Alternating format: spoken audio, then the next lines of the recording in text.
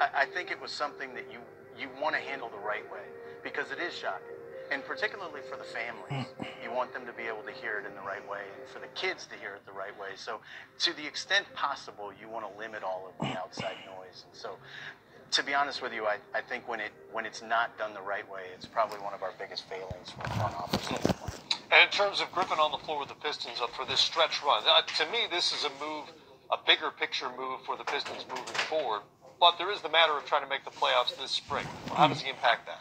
Well, it's interesting. I think Andre and Blake, to some degree, occupy a lot of the same space. The fit is not real natural, right, in terms of Blake's ability to make plays from the elbow, and the fact that Stan had Andre doing that a lot this year as well. So in some sense, they're not a great fit for each other, and in another sense, they're very similar to Blake and DeAndre. Exactly. That's the way I look at it. I see the Drummond going more back to the basket or being in pick and rolls with Blake, and Blake making the plays for him. Plus, Blake has expanded his range all the way out to the three-point line, right, and he plays on the wing a lot. He does like the elbow, but he'll play on the wing and he'll play at the top of the key. Plus, he gets rebounds and brings it down and initiates offense and initiates plays. So if Drummond will run the court and get to the basket and get out of the way, Blake will make him as long as he does all that, it'll be fine.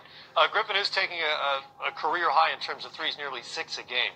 I'll turn to the native Michigander or Michiganian. I lived there for 3 years. I was never clear which it is. I think it's still being debated. Still being debated Still there. being debated. What does this mean to the franchise? You know, they moved downtown. There's a brand new arena down there. Hasn't been full a lot of nights. This is a guy with star power. That's got to factor into the equation. Yeah, and I was telling Coach when we walked in the studio here, it's such a unique change in terms of the dynamic of the arena and where it sits now compared to where it did when I was growing up.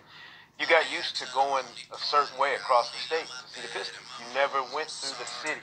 Now you have to go through the heart of downtown Detroit to get to Little Caesars Arena. So I understand why there are some people who are maybe have some trepidation about going and being a part of it now. A star like Blake, who I think has really outlived his old narrative of what type of player he is. If you watched him when healthy the last couple of years, he's truly evolved his game. He's not the same guy he was when we were all saying, well, if he ever gets a jump shot, learns how to handle the ball a little bit better, how dangerous would he be? He's that guy now. He hasn't had a chance to really exploit it because he had Chris Paul on his team for long enough that you wouldn't have seen him make those kinds of plays. He also is playing with a guy in Andre Drummond that, to me, you combine their athleticism, size for their position, and the freak factor that they're going to bring to the floor every night. They could use all of that to their advantage in ways that DeAndre and Blake never could, because DeAndre, let's be honest, is not as skilled as Andre Drummond is.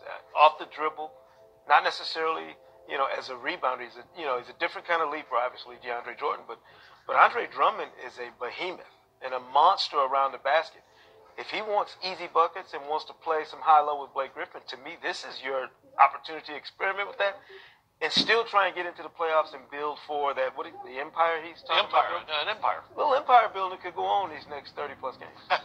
Could be the East's answer to Anthony Davis and Boogie Cousins in New Orleans. Something like that, anyway. All right, now for our daily check with the Cavaliers. As you know, Griff, this is can't go a day without talking about the Cavaliers, and for good reason. LeBron James posted this cryptic nugget on Instagram today. Quote, "When you become lazy, it's disrespectful to those who believe in you." That's it. That's the extent of the message. We can't just... I don't know what that means. If you know LeBron, I'm turning to you to interpret that for us. Just assume that's a motivational quote. I think... Who's the one... Wait a minute. Who's become lazy? That's my question. So this is funny. A lot of times when this happens and people make a big deal about the cryptic tweet thing, you assume that LeBron is passive-aggressive. He's not. LeBron's aggressive. Whoever that was meant for knows it was meant for them.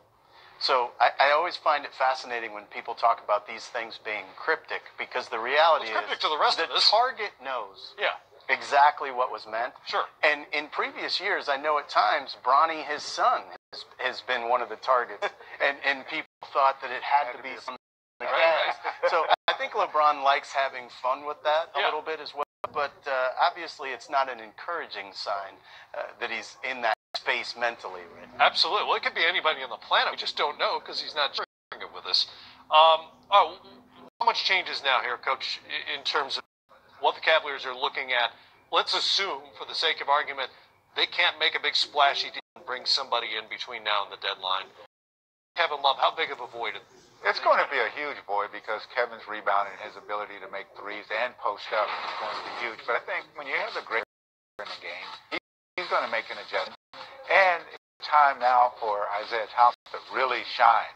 I think that I talked about earlier, I was on the radio, and I said that when LeBron went to Miami, Dwayne Wade back up and give LeBron the space. And I think now it might be the time for LeBron to back up a little bit and give Isaiah Thomas his space, because Isaiah Thomas is not a point guard. LeBron is more point guard than Isaiah, but Isaiah can really score. He led the league in fourth quarter scoring, and he also has the ability to break down anybody, get to the basket, and get to the foul line. So there's going to be some sacrifices that have to be made for them to come together as a team. And now, next man up. And certainly, Danny Fry. In the short term, it also seems like some growing pains, because Isaiah Thomas hasn't been all that good so far as he eases back into playing shape. He was minus 25 last night. Yeah, and